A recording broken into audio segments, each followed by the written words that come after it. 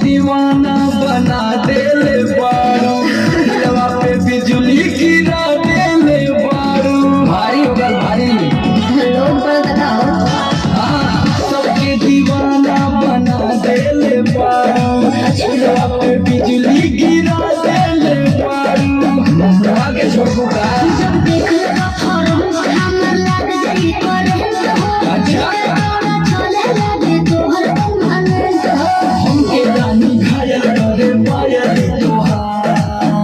अच्छा गजब के कमर कमाने सोलह के चाह जवानी मोरे राजा सब खतरा के निशाने गजब के कमर कमाने सोलह के चाह जवानी मोरे राजा सब खतरा के निशाने अरे छू के मर जाती कबूतर देती।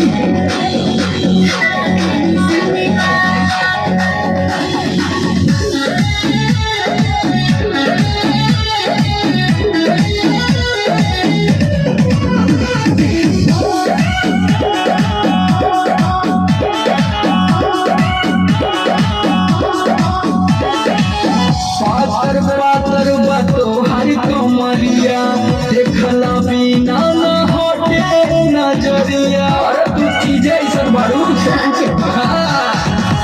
पातर पातर बातो हरी कमरिया देखला बिना न हटे नजरिया।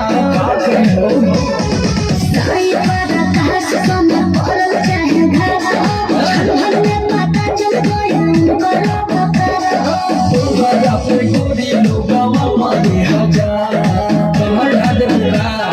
गजब के कमर कमाने सब के चाह जवानी मोरे राजा सब खतरा के निशाने गजब के कमर कमाने सब के चाह जवानी मोरे राजा सब खतरा के निशाने।